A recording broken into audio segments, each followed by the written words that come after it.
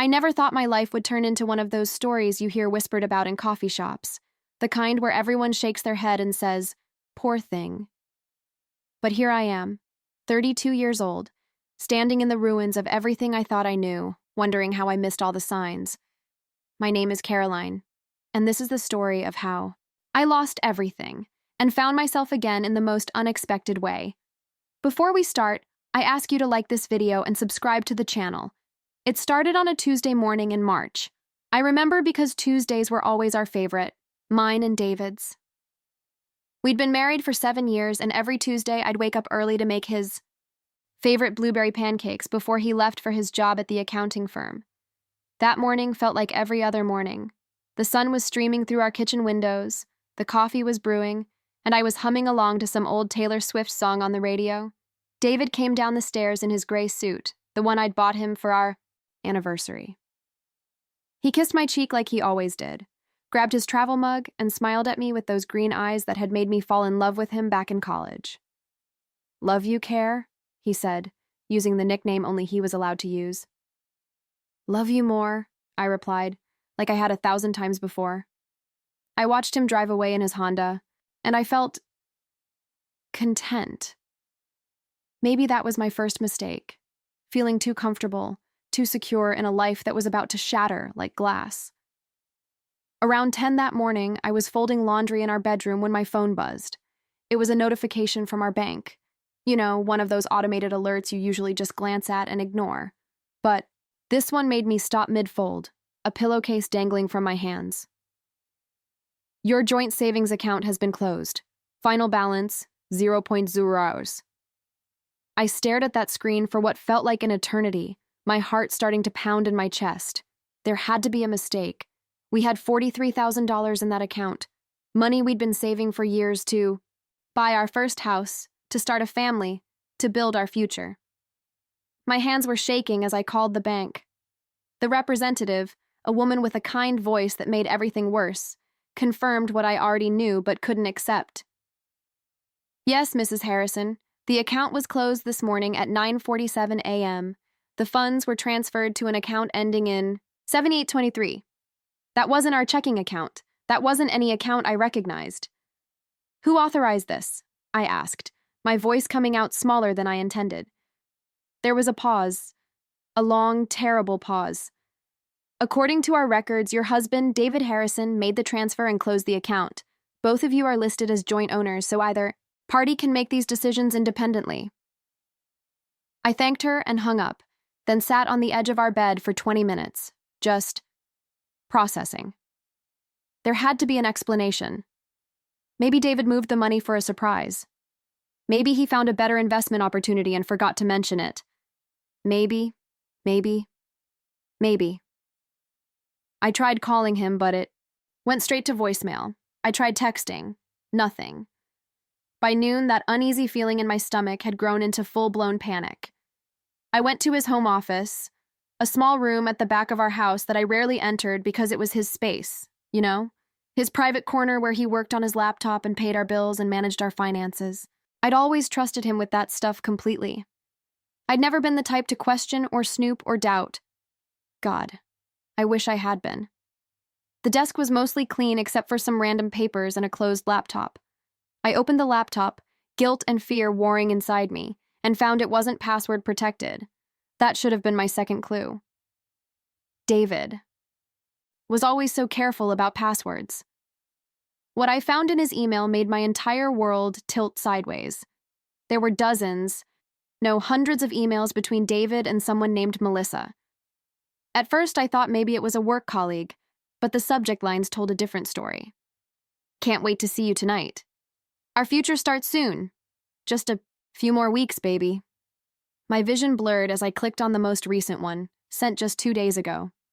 "Almost done liquidating everything," David had written. "Got the house appraisal done secretly through that guy you recommended. Once we sell it, we'll have enough to start fresh in Denver. She doesn't suspect a thing. You were right. Keeping her in the dark was easier than I thought." I couldn't breathe, literally couldn't catch my breath. I stumbled to the bathroom and threw up, my body rejecting this new reality as violently as my mind was. When I could finally stand again, I went back to that laptop and read everything. Every single email, every message, every carefully planned detail of how my husband of 7 years was going to abandon me and start a new life with his mistress. They'd met at a conference 8 months ago. She was a real estate agent from Colorado.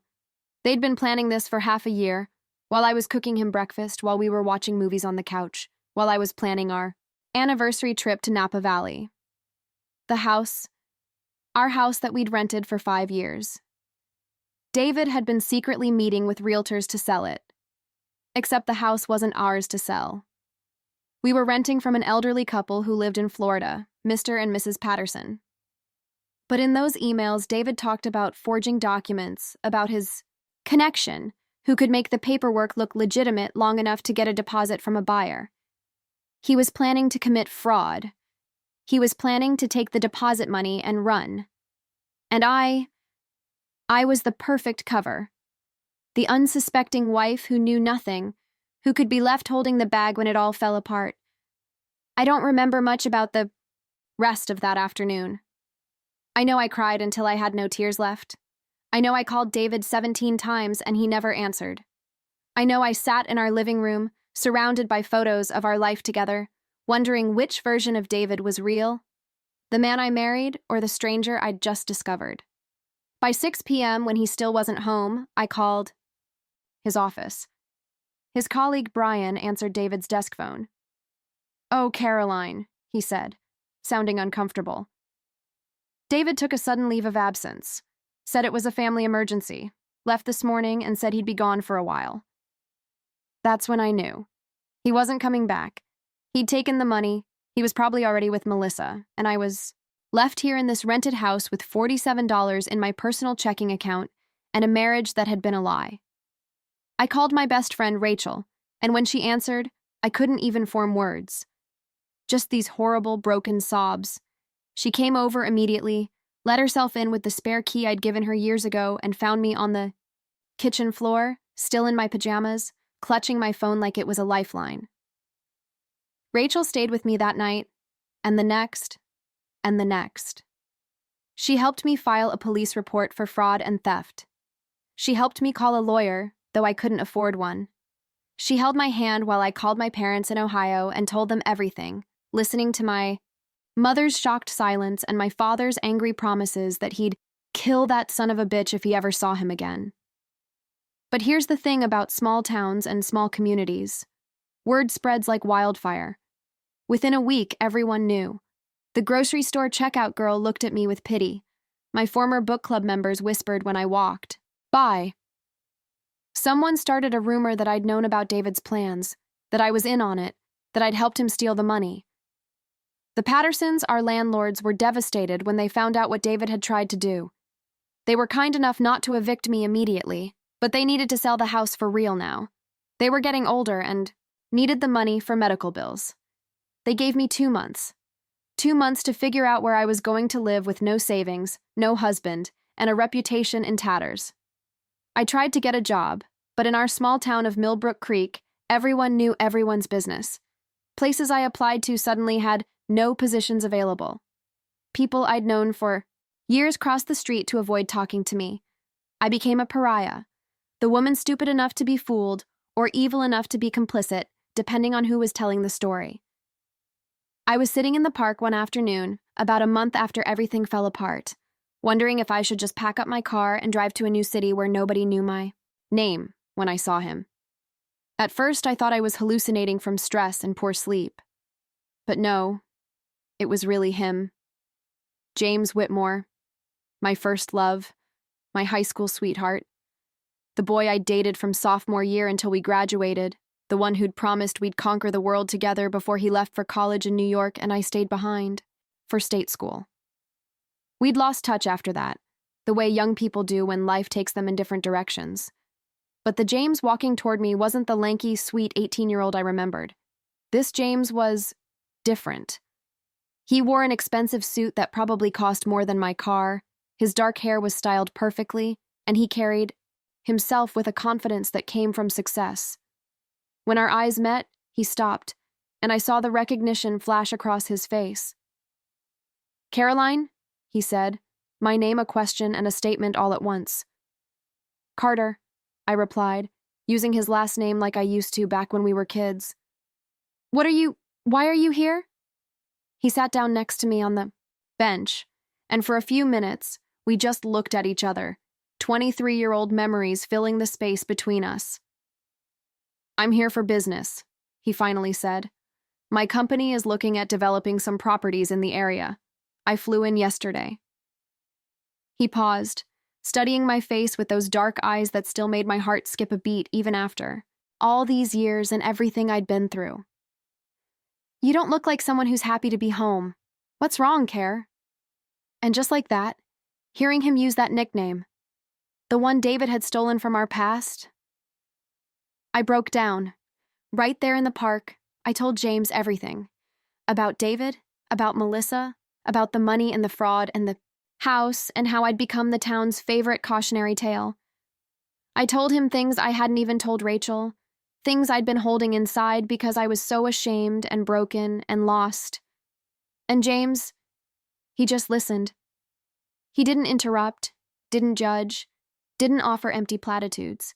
When I finally finished, my voice hoarse from talking and crying, he was quiet for a long moment.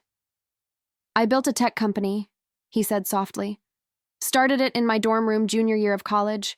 Sold it 5 years ago for $300 million. Started another one. Sold that last year for $1.2 billion. He said it so matter-of-factly, like he was telling me about the weather. I never forgot you, Caroline. Looked you up sometimes over the years. Saw you got married, seemed happy. I was glad for you. But sitting here now, seeing you like this... He turned to face me fully. Let me help you. Please. I wanted to say no. Pride is a funny thing. Even when you're drowning, you don't want to grab the lifeline if it means admitting you need saving. But I was so tired. Tired of being strong. Tired of pretending I could handle this alone. Tired of everything. I don't need charity, James, I whispered. He smiled, that same crooked smile from high school. It's not charity, call it an investment in an old friend. You were always the smartest person I knew, Care. You helped me pass AP. Calculus.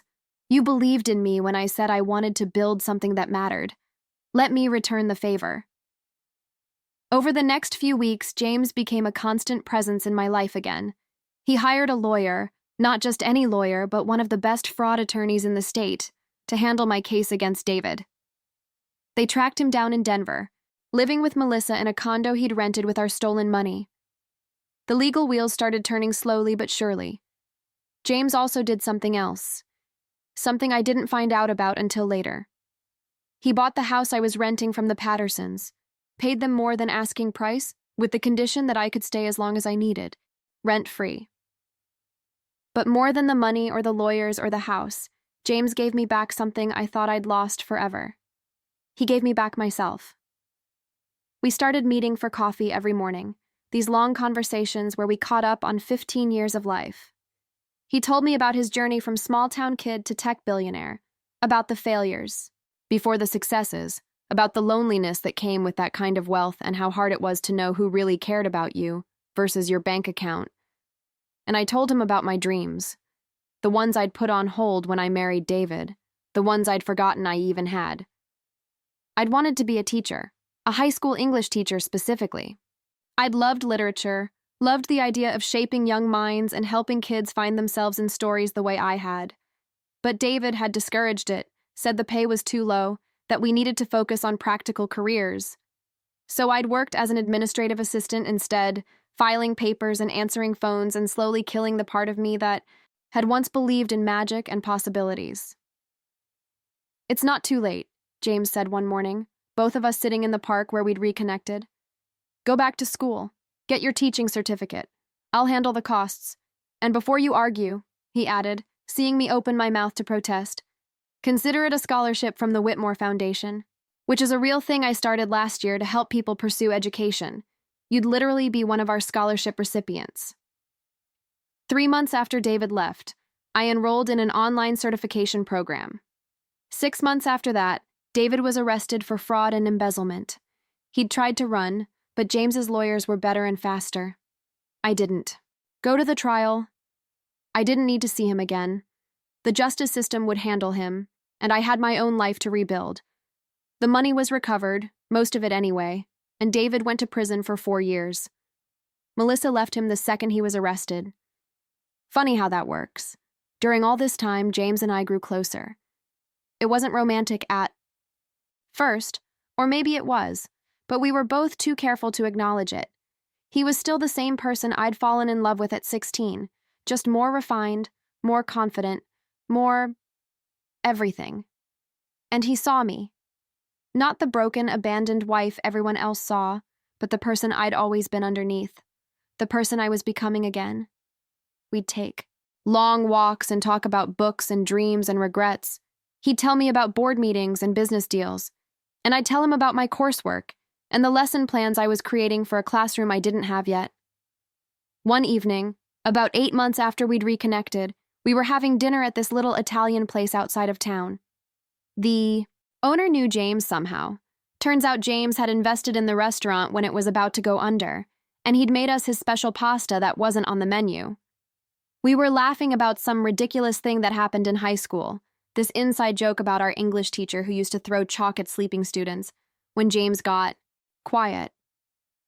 He reached across the table and took my hand, and the touch sent electricity through me. That same spark I'd felt when I was 16, and he'd first held my hand at a football game. "I never stopped loving you," he said, and the world seemed to hold its breath. I tried. God knows I tried. I dated other people, I built companies, I traveled. The world. But you were always there in the back of my mind, the one who got away, the one I let slip through my fingers because I was too young and stupid to fight for us.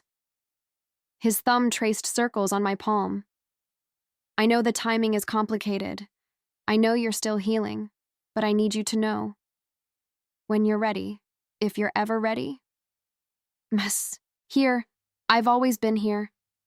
I should have been scared. I should have pulled away, protected my heart that was still so fragile from David's betrayal. But sitting there, looking at James, at this man who had flown into town on business and stayed for me, who had helped me without asking for anything in return, who saw me as a person worth investing in when the rest of the world had written me off, I felt something I hadn't felt in years. I felt hope. "I'm not the same girl you knew in high school," I said softly. "I'm damaged goods now, James. I'm the woman who got fooled and left behind and gossiped about. I come with baggage and trust issues and—" "You're not damaged," he interrupted, his voice firm. "You're a survivor. You're stronger than anyone I've ever met. You were betrayed by someone you trusted, and instead of giving up, you got up. You fought back. You're rebuilding your entire life from scratch. That's not damaged, Caroline. That's extraordinary." He squeezed my hand.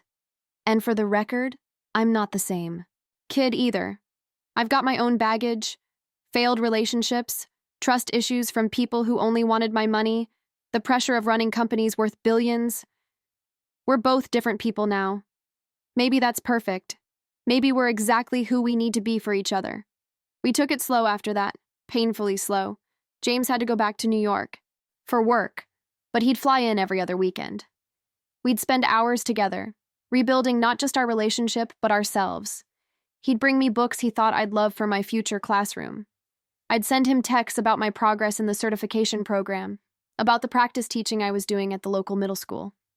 We'd video chat late at night, sometimes talking about serious things, sometimes just comfortable silence while we both worked on our laptops. A year after we reconnected, I graduated with my teaching certification. James flew in for the ceremony, and when they called my name, I heard him cheering louder than anyone else in the room. My parents were there too, proud and relieved that their daughter had found her way back to herself.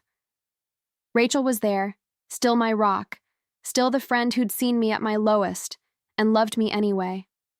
And when it was over, when I was holding that certificate in my hands, James pulled me aside. "I have something for you," he said, handing me an envelope. Inside was a job offer. Whitmore Academy, a private high school in New York that James had apparently founded 2 years ago, was looking for an English teacher. The salary was more than generous, the benefits were incredible, and the letter specifically requested me by name. "You did this," I said, looking up at him with tears in my eyes. "You created a job for me." He shook his head. "I created a school that needed an amazing English teacher. You created yourself into that teacher. Big difference." He stepped closer. "Come to New York, Caroline. Start fresh. Build the life you deserve. And if you want, build it with me." That was 3 years ago. I'm standing in my classroom right now at Whitmore Academy, watching my students work on their essays about identity and transformation. I'm wearing the simple gold band James put on my finger 6 months ago in a small ceremony on the beach, just us and a handful of close friends and family.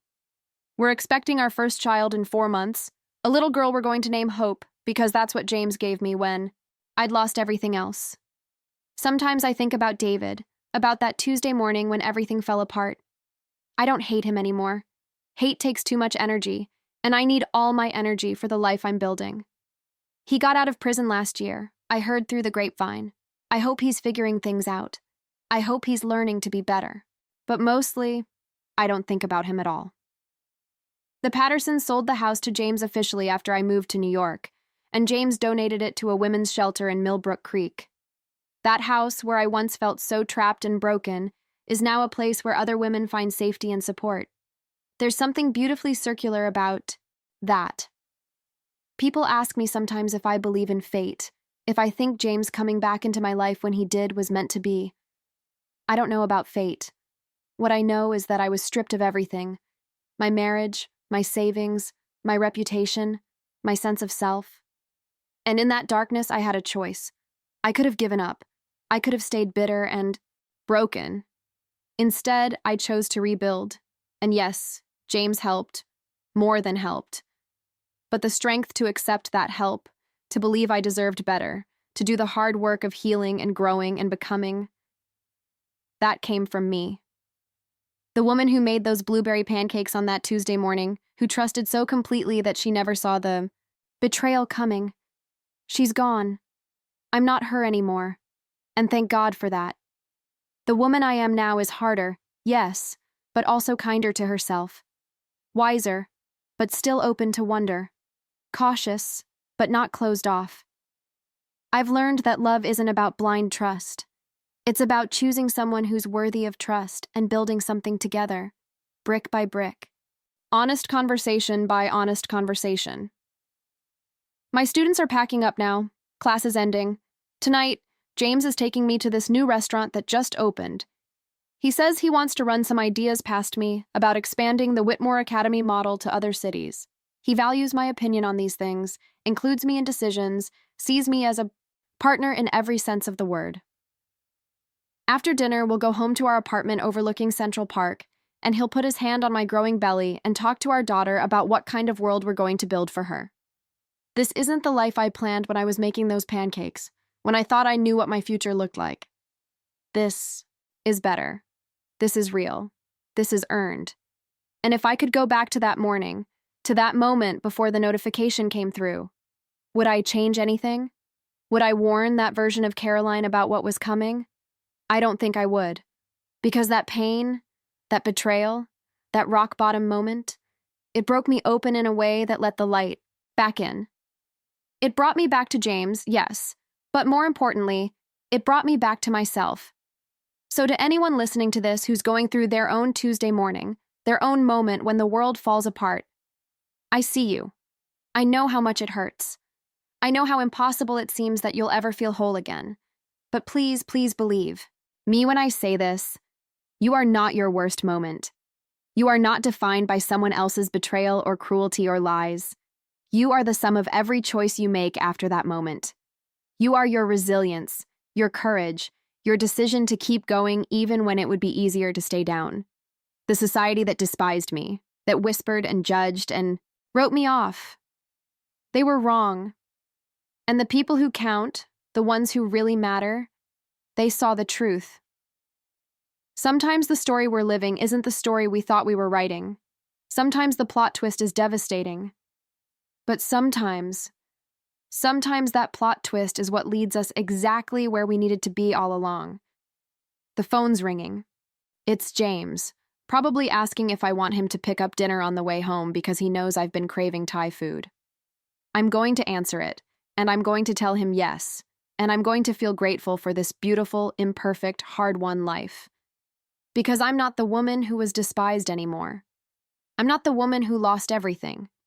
I'm Caroline Whitmore, high school English teacher, future mother, wife to my first love and forever love, and the author of my own damn story. And let me tell you, the best chapters are still ahead. Tentar novamente. It's been almost 5 years since that Tuesday morning. 5 years since my life cracked open and somehow, against all odds, rebuilt itself into something stronger, steadier, truer. Sometimes when the city goes quiet, when James is asleep beside me and I can feel our daughter's soft breathing through the baby monitor, I find myself writing. Letters I never send. People got too comfortable. They stopped growing. I didn't understand it back then, but I do now. Comfort blinded me. It made me trust too easily. It made me believe that love was something safe, predictable, forever. But love, real love, is anything but safe. It's supposed to make you grow, and I have. Just not in the way either of us imagined. Kids who remind me that second chances exist, in a husband who shows up every day, and in the tiny heartbeat I listen to when I rest my hand on my daughter's chest. Wreckage you created. Because I did. I stopped running. I faced it all. And I built something beautiful from the ashes. The woman I used to be. The one who thought love was pancakes on a Tuesday morning and forever was a promise carved in stone. Profound. The story didn't end when I lost everything. That was just the beginning of the real one. Never cruelty. Maybe it was mercy in disguise.